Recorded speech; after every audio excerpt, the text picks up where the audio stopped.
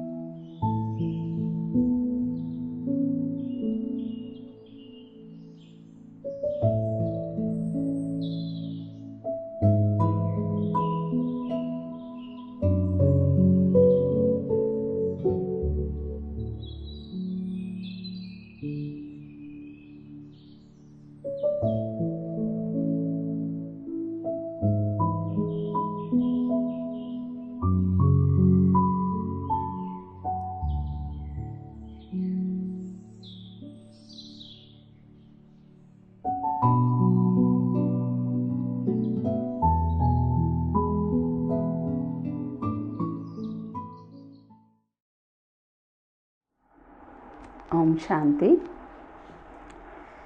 25/1/2021 साकारवाणी। नीचे बच्चे, बाप की श्रीमत से तुम मनुष्य से देवता बनते हो, इसलिए उनकी श्रीमत का शास्त्र है सर्वशास्त्र शिरोमणि श्रीमद् भगवद गीता। మధురమైన పిల్లలు, బాబా శ్రీమతంతో మీరు మానవుల నుండి దేవతలు అవుతారు.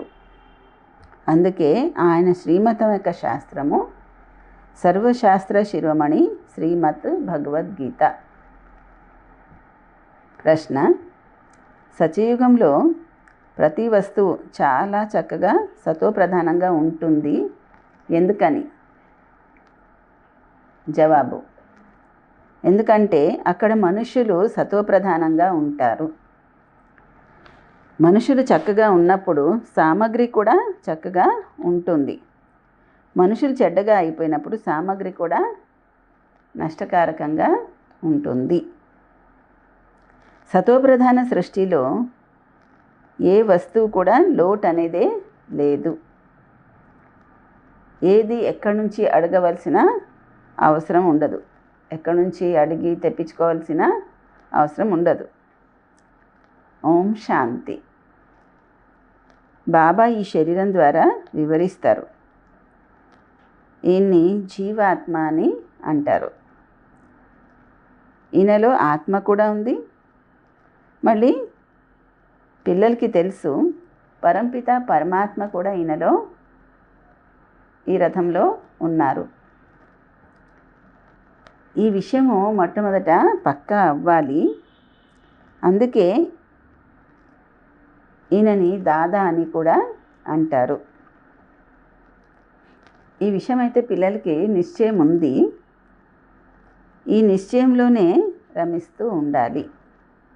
తప్పకుండా బాబా ఎవరిలో అవతరిస్తున్నారు లేదా అవతారం తీసుకున్నారు, ఆయన కోసము తండ్రి స్వయంగా చెప్తున్నారు, నేను ఈయన అనేక జన్మలలో అంతిమంలో వస్తాను. పిల్లలకి వివరించారు. ఇది సర్వశాస్త్ర శిరోమణి గీతా జ్ఞానము.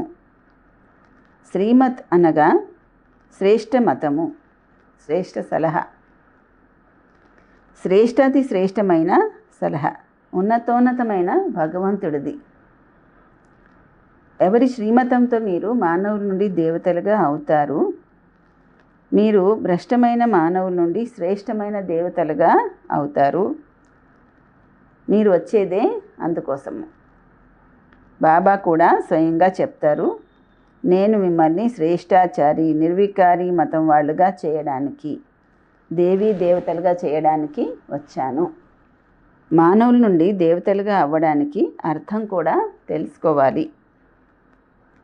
మానవుల నుండి దేవతలుగా అవ్వడం అంటే అర్థం కూడా తెలుసుకోవాలి. వికారీ మానవుల నుండి నిర్వికారి దేవతలుగా చేయడానికి వస్తారు. సత్యయుగంలో మనుషులు ఉంటారు, కానీ దైవీ గుణ సంపన్నులు. ఇప్పుడు కలియుగంలో ఆసురీ గుణాలు ఉన్నవాళ్ళు ఉన్నారు. ఇదంతా మనుష్య సృష్టి, కానీ అది ఈశ్వరీయ బుద్ధి, ఇది ఆసురీ బుద్ధి. సత్యయుగంలోదేమో ఈశ్వరీయ బుద్ధి. అక్కడ జ్ఞానం ఉంది, ఇక్కడ భక్తి ఉంది. జ్ఞానము భక్తి వేరువేరు కదా. భక్తి యొక్క పుస్తకాలు కూడా ఎన్నో ఉన్నాయి. జ్ఞానం పుస్తకాలు ఎన్ని ఉన్నాయి? జ్ఞానసాగరుడు తండ్రి, ఆయన పుస్తకం కూడా ఒకటే ఉండాలి. ఏ ధర్మస్థాపకులు ఏ ధర్మాన్ని స్థాపన చేసినా వాళ్ళ పుస్తకం ఒకటే ఉండాలి. దాన్ని రిలీజియస్ బుక్ అని అంటారు. మొట్టమొదటి రిలీజియస్ బుక్ గీత, శ్రీమద్ భగవద్గీత. ఈ విషయం కూడా పిల్లలకి తెలుసు. మొట్టమొదట ఆది సనాతన దేవీ దేవత ధర్మం ఉంది, హిందూ ధర్మం కాదని. మనుషులు అనుకుంటారు గీత ద్వారా హిందూ ధర్మం స్థాపన అయింది అని. గీత కృష్ణుడు చెప్పాడని. ఎవరినైనా మీరు అడగండి, తరతరాల నుండి కృష్ణుడే గీత చెప్పాడని వర్ణిస్తున్నారు. ఏదైనా శాస్త్రాల్లో శివ్ భగవాన్ వాచ అన్న పదమే లేదు. శ్రీమత్ కృష్ణ భగవాన్ వాచ అని రాసి ఉంది. గీత చదివిన వాళ్ళకి సహజంగా అర్థమవుతుంది. మీరిప్పుడు అర్థం చేసుకుంటున్నారు, ఈ గీతా జ్ఞానంతోనే మానవుల నుండి దేవతలుగా అయ్యారని. ఇప్పుడు బాబా మీకు జ్ఞానాన్ని ఇస్తున్నారు, రాజయోగం నేర్పిస్తున్నారు, పవిత్రత కూడా నేర్పిస్తున్నారు.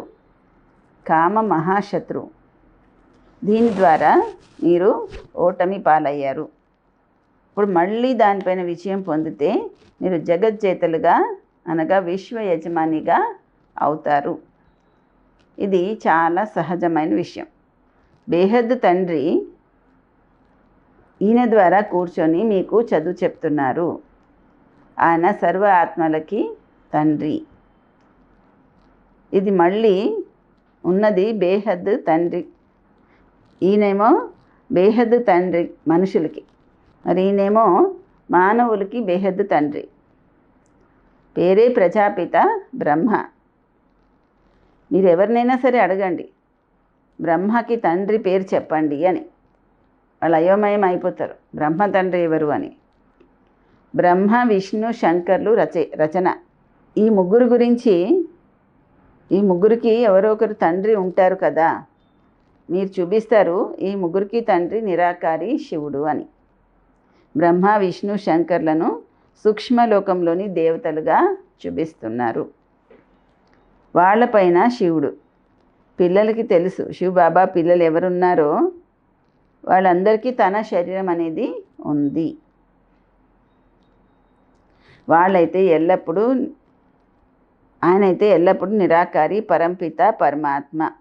పిల్లలకి తెలిసింది నిరాకారి పరంపిత పరమాత్మకి మేము పిల్లలు అని, సంతానమని.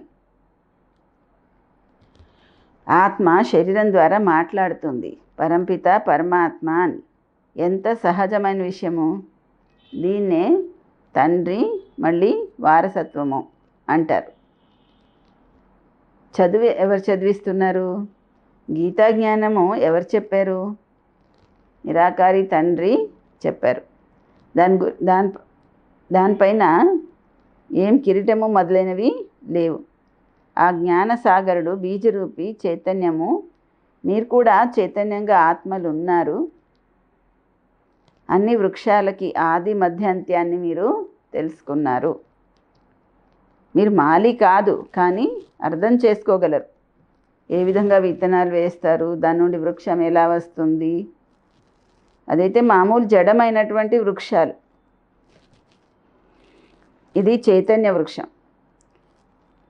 మీలో ఆత్మలో జ్ఞానం ఉంది, వేరెవరి ఆత్మలోనూ జ్ఞానము ఉండదు.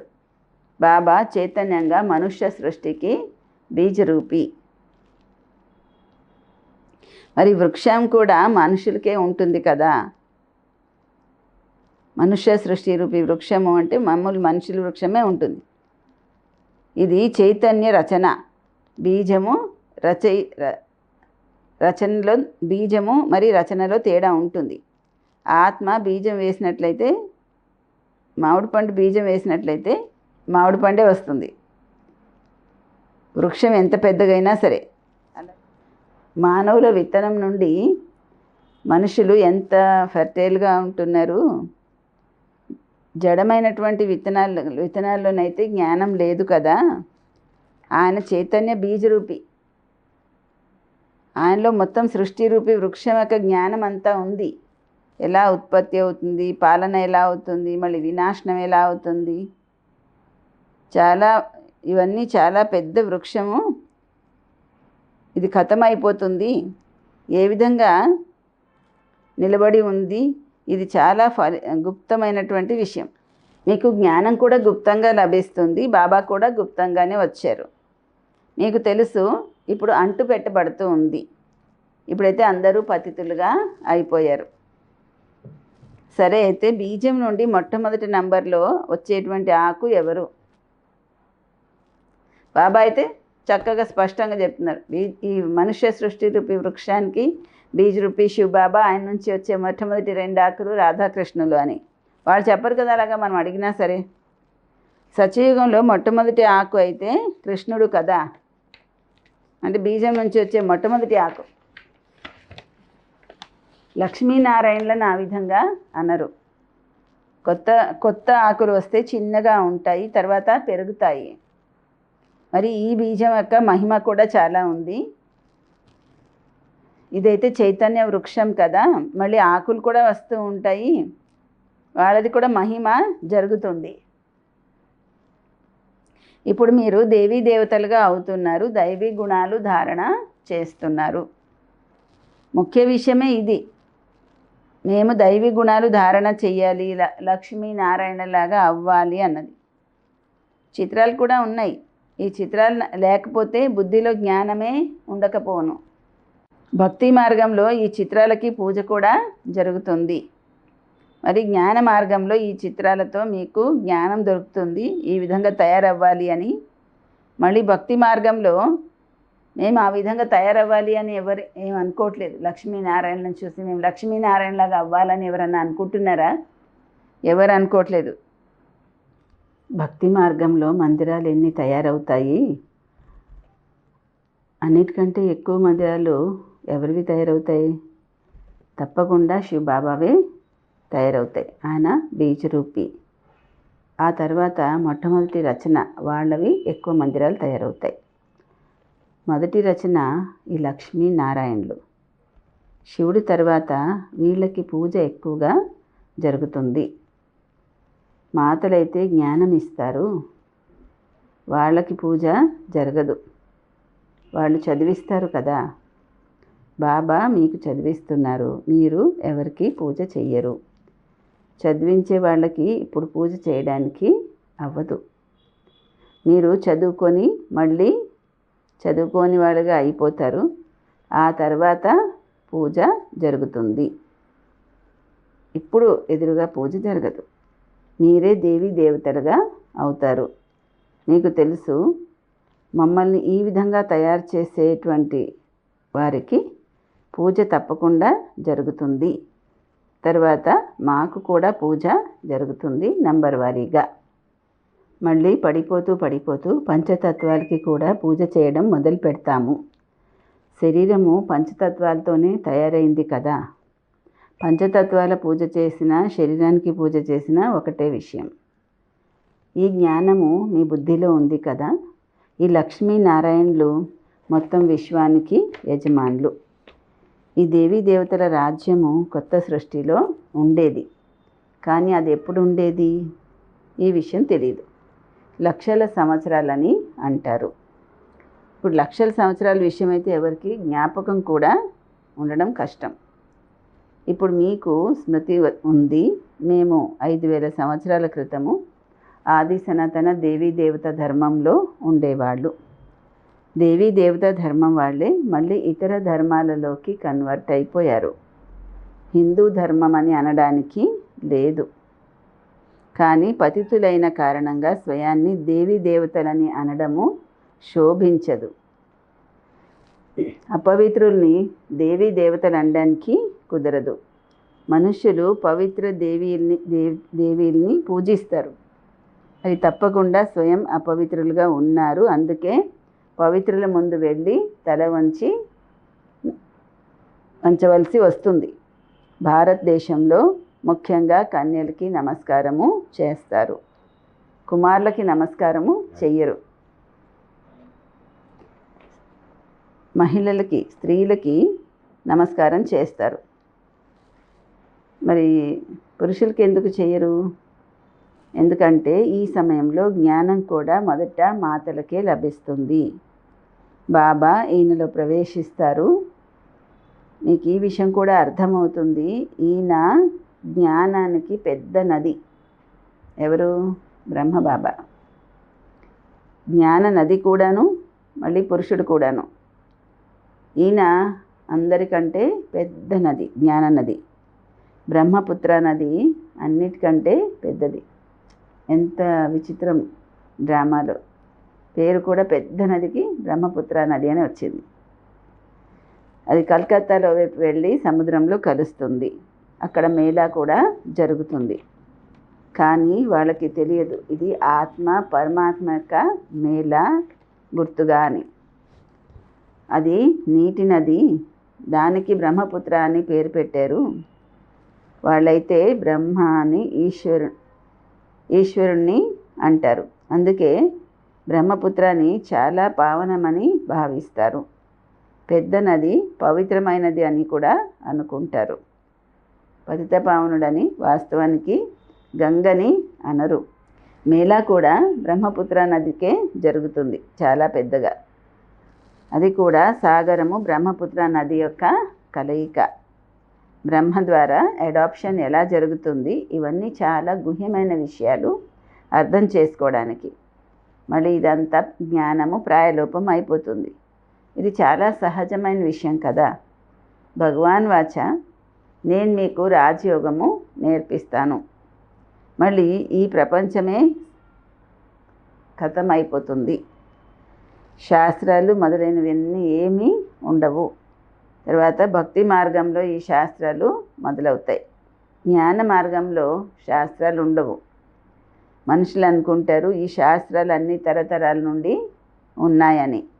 జ్ఞానం అయితే ఏమీ లేదు. కల్పం యొక్క ఆయువు కూడా లక్షల సంవత్సరాలని చెప్పేశారు. అందుకే తరతరాలు అని చెప్తారు. ఇదే అజ్ఞాన అంధకారము. ఇప్పుడు మీరు పిల్లలకి ఈ బేహద్దు చదువు దొరుకుతుంది. దీంతో మీరు ఆది మధ్యాంత్య రహస్యాన్ని వివరించగలరు. మీకు ఈ దేవీ దేవతల యొక్క హిస్టరీ, జాగ్రఫీ అన్నీ పూర్తిగా తెలిసాయి. ఈ పవిత్ర ప్రవృత్తి మార్గంలో ఉన్న పూజ్యులు వీళ్ళు దేవీ దేవతలు. ఇప్పుడు పూజారి పతితులుగా అయిపోయారు. సత్యయుగంలో పవిత్ర ప్రవృత్తి మార్గం ఉంది. ఇక్కడ కలియుగంలో అపవిత్ర ప్రవృత్తి మార్గం అయిపోయింది. మళ్ళీ తర్వాత నివృత్తి మార్గము ఉంటుంది. ఇది కూడా డ్రామాలో ఉంది. దాన్ని సన్యాస ధర్మం అని అంటారు. ఇల్లు వాకిలి వదిలి సన్యాసం చేసి అడవిలోకి వెళ్ళిపోతారు కదా, అది హద్దులో సన్యాసము. ఉండడం అయితే ఈ పాత ప్రపంచంలోనే ఉంటారు కదా, ప్రపంచాన్ని వదిలేసి ఎక్కడ వెళ్తారు? ఇప్పుడు మీరు అర్థం చేసుకుంటున్నారు. మనము సంగమ యుగంలో మళ్ళీ కొత్త ప్రపంచంలోకి వెళ్తాము. మీకు తిథి, తారీఖు, క్షణాలు సహితంగా అన్నీ తెలుసు.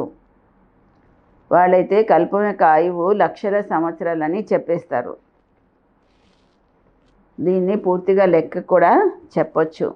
లక్షల సంవత్సరాల విషయం అయితే ఎవరికి అసలు జ్ఞాపకమే ఉండడం కష్టం. ఇప్పుడు మీరు అర్థం చేసుకుంటున్నారు బాబా ఎవరు, ఏ విధంగా వస్తారు, ఏం కర్తవ్యం చేస్తారు. మీరు అందరి కర్తవ్యాన్ని, జన్మపత్రిని తెలుసుకున్నారు. వృక్షానికి ఆకులైతే చాలా ఉంటాయి. లక్షల సంవత్సరాలలో ఎంతమంది లెక్కలేనంత మంది మనుషులైపోవాలి. భక్తి మార్గంలో చూపిస్తారు, రాసి ఉంది సత్యయుగంలో ఇన్ని సంవత్సరాలు, త్రేతాయుగంలో అన్ని సంవత్సరాలు అని, ద్వాపరయుగంలో ఇంత అని. బాబా కూర్చొని పిల్లలకి ఈ రహస్యాలన్నీ వివరిస్తున్నారు. మామిడి టెంక చూస్తే మామిడి వృక్షం అంతా కళ్ళకు కనిపిస్తుంది, కళ్ళ ముందుకు స్పష్టంగా కనిపిస్తుంది. ఇప్పుడు మనుష్య సృష్టి యొక్క బీజరూపి మీ ముందు ఉన్నారు. మామిడి టెంక మీకు కనిపిస్తే మామిడి చెట్టు అంతా ఎలా బుద్ధిలో స్పష్టంగా కనిపిస్తుందో అలాగే మనుష్య సృష్టికి బీజరూపి మీ ముందు ఉన్నారు. కూర్చొని మీకు ఈ వృక్షం యొక్క మనుష్య సృష్టి వృక్షం యొక్క రహస్యాన్ని వివరిస్తున్నారు. ఎందుకంటే ఆయన చైతన్య బీజరూపి. మనుష్య సృష్టికి బీజరూపి అయిన శివబాబా చెప్తున్నారు, మనది ఇది ఉల్టా వృక్షము. మీరు వివరించగలరు. ఈ ప్రపంచంలో ఉన్న వాళ్ళందరూ కూడా జడము కానీ చైతన్యం కానీ అన్నీ కూడా యథావిధిగా రిపీట్ అవుతాయి. ఇప్పుడు ఎంత వృద్ధిని పొందుతూ ఉంటారు. సత్యయుగంలో ఇంతమంది అయితే ఉండరు. ఫలానా వస్తువు ఆస్ట్రేలియా నుండి జపాన్ నుండి వచ్చింది అంటారు. సత్యయుగంలో ఆస్ట్రేలియా జపాను మొదలైనవి ఉండేవా ఏంటి? డ్రామా అనుసారం అక్కడ వస్తువులు ఇక్కడికి వస్తూ ఉంటాయి. మొదట అమెరికా నుంచి గోధుమలు మొదలైనవి వస్తూ ఉండేవి. సత్యయుగంలో ఎక్కడి నుంచి అయినా తెస్తారా? అలా ఏం తేరు. అక్కడైతే ఒకే ధర్మం, అన్ని వస్తువులు నిండుగా ఉంటాయి. ఇక్కడ ధర్మము వృద్ధి అయిపోతాయి. మరి అనేక వాళ్ళ వెంట అన్ని వస్తువులు కూడా వస్తాయి. సత్యయుగంలో ఎక్కడి నుంచి తెప్పించరు. ఇప్పుడైతే చూడండి, ఎక్కడెక్కడి నుంచి వస్తువులన్నీ తెప్పించుకుంటారు. మనుషులు తర్వాత వృద్ధి అయిపోయారు కదా. సత్యయుగంలోనైతే ఏ వస్తువు లోటు అనేదే ఉండదు. అక్కడ ఉండే ప్రతి వస్తువు సతోప్రధానంగా చాలా చక్కగా ఉంటుంది. మనుషులు సతోప్రధానంగా ఉంటారు. మనుషులు మంచిగా ఉంటే సామాగ్రి కూడా మంచిగానే ఉంటుంది. సైన్స్ యొక్క ముఖ్యమైన వస్తువులు అటామిక్ బాంబ్స్, దాని ద్వారా ఎంత వినాశనం జరుగుతుంది. బాబాకి అదొకటే కనిపిస్తుంది. సైన్స్ వాళ్ళది ముఖ్యమైన వస్తువులు అంటే బాంబ్స్ అంటున్నారు బాబా. ఎలా తయారు చేస్తుండొచ్చు? తయారు చేసే వాళ్ళ ఆత్మ కూడా మొదటి నుంచి డ్రామా అనుసారం వాళ్ళలో జ్ఞానం ఉంటుంది. సమయం వచ్చినప్పుడు అది వాళ్ళ నుంచి బయటికి వస్తుంది. జ్ఞానం, ఆటం బాంబ్స్ తయారు చేసే జ్ఞానం. ఎవరికైనా సెన్స్ ఉన్నట్లయితే వాళ్ళు బుర్ర ఉపయోగించి పని చేస్తారు, ఇతరులకు కూడా నేర్పిస్తారు. కల్పకల్పము ఏ పాట నడిచిందో అదే మళ్ళీ జరుగుతూ ఉంటుంది. మీరు ఇప్పుడు ఎంత నాలెడ్జ్ఫుల్గా అయ్యారు. ఈయనకంటే ఎక్కువ నాలెడ్జ్ఫుల్గా ఇంకెవరు అవ్వలేరు. మీరు ఈ జ్ఞానంతో దేవతలుగా అవుతారు. ఇంతకంటే ఉన్నతమైన జ్ఞానం ఏది లేదు. అవన్నీ మా యొక్క జ్ఞానాలు, దాంతో వినాశనం అవుతుంది. వాళ్ళు సైంటిస్టులు చంద్రమండలానికి వెళ్తారు, పరిశోధనలు చేస్తారు. అవన్నీ మీకేమీ కొత్త విషయాలు కాదు. అదంతా మా యొక్క షో. చాలా షో చేస్తారు, అతి లోతుల్లోకి వెళ్తారు, చాలా బుద్ధిని ఉపయోగిస్తూ ఉంటారు. ఏమైనా అద్భుతం చేసి చూపించాలి అని. చాలా అద్భుతం చేసినట్లయితే మరి నష్టం కూడా అయిపోతుంది. ఏమేమి తయారు చేస్తూ ఉంటారు. తయారు చేసే వాళ్ళకి తెలుసు దానివల్ల వినాశనం అవుతుంది అని. अच्छा मीठे मीठे सिकिलदे बच्चों प्रति मात पिता बाप दादा का याद प्यार और गुड मॉर्निंग. रूहानी बाप की रूहानी बच्चों को नमस्ते. मीठे मीठे रूहानी बाप दादा को रूहानी बच्चों की याद प्यार गुड मॉर्निंग और नमस्ते. ధారణ పాయింట్స్. గుప్తంగా ఉన్న జ్ఞానాన్ని స్మరణ చేసి సంతోషంగా ఉండాలి. దేవతల చిత్రాలని ఎదురుగా చూస్తూ వాళ్ళకి నమస్కారాలు వందనాలు చేసే బదులు వాళ్ళలా తయారవ్వడానికి దైవీ గుణాలు ధారణ చెయ్యాలి. 2వ పాయింట్, సృష్టికి బీజరూపి తండ్రి. మరి ఆయన చైతన్య రచన దీన్ని అర్థం చేసుకొని మీరు నాలెడ్జ్ఫుల్ అవ్వాలి. ఈ నాలెడ్జ్ కంటే గొప్పది జ్ఞానం వేరేది లేదు. ఇదే నశాలో మీరు ఉండండి. వరదానం: బాధ్యత సంభాళిస్తూ ఆకారి నిరాకారి స్థితి యొక్క అభ్యాసం ద్వారా సాక్షాత్కారమూర్తి అవ్వండి. సాకార రూపంలో ఇంత పెద్ద బాధ్యత ఉన్నా కూడా ఆకారి నిరాకారి స్థితి యొక్క అనుభవము చేయిస్తూ ఉండేవారు బాధ్యత ఉన్నప్పటికీ. ఆ విధంగానే మీరు కూడా బాబాని ఫాలో చేయండి. సాకార రూపంలో ఫరిష్తా స్థితి యొక్క అనుభూతి చేయించండి. ఎవరెంత అశాంతి అలజడైపోయినటువంటి గాబరా పడినటువంటి వాళ్ళైనా మీ ఎదురుగా రాగానే మీ దృష్టి వృత్తి స్మృతి యొక్క శక్తి వాళ్ళని పూర్తిగా శాంతంగా చేసేయాలి. వ్యక్త భావంలో రావడము, అవ్యక్త స్థితి యొక్క అనుభవం చేసుకోవడము, వ్యక్త భావంలో వచ్చి అవ్యక్త స్థితి యొక్క అనుభవం చేసుకోవాలి. అప్పుడు సాక్షాత్కారమూర్తి అయ్యారని మిమ్మల్ని అంటారు. స్లోగన్: సత్యంగా దయాహృదయులై ఉన్న వాళ్ళకి దేహము దేహాభిమానం యొక్క ఆకర్షణ అనేది ఉండదు. ఎవరికి? సత్యంగా దయాహృదయంతో ఉన్నవాళ్ళకి దేహము దేహాభిమానం యొక్క ఆకర్షణ అనేది ఉండదు. ఓం శాంతి.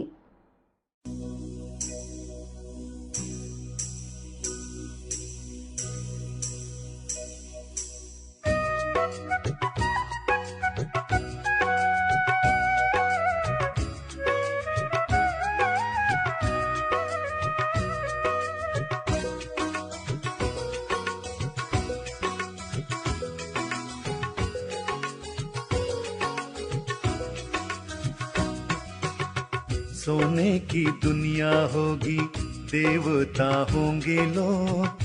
सोने की दुनिया होगी, देवता होंगे लोग। सुख अपार होंगे, खाने को 56 भोग।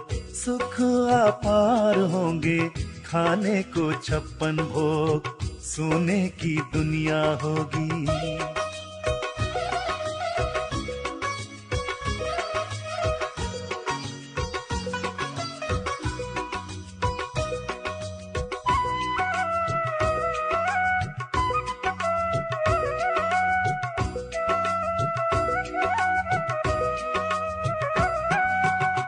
राधे कृष्ण के संग सभी करेंगे रास।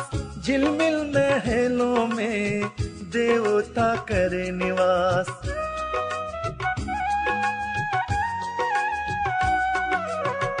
राधे कृष्ण के संग सभी करेंगे रास। झिलमिल महलों में देवता करे निवास। देवता करे निवास। आठों प्रहर उत्सव ऐसा बनेगा योग। सुख अपार होंगे, खाने को 56 भोग। सोने की दुनिया होगी।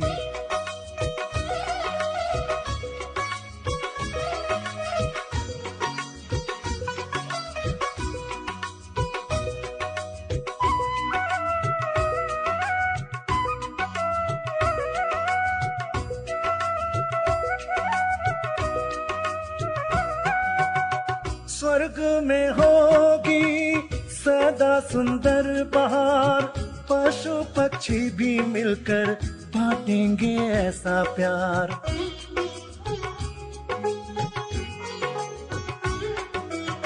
स्वर्ग में होगी सदा सुंदर बहार। पशु पक्षी भी मिलकर बांटेंगे ऐसा प्यार। बांटेंगे ऐसा प्यार। लंबी आयु जीने को प्रकृति करे सहयोग। सुख अपार होंगे, खाने को 56 भोग। सोने की दुनिया होगी, देवता होंगे लोग।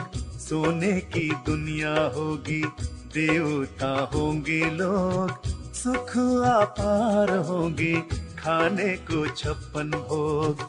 सुख अपार होंगे, खाने को 56 भोग। सोने की दुनिया होगी, देवता होंगे लोग। सोने की दुनिया होगी, देवता होंगे लोग। सोने की दुनिया होगी, देवता होंगे लोग सोने की दुनिया।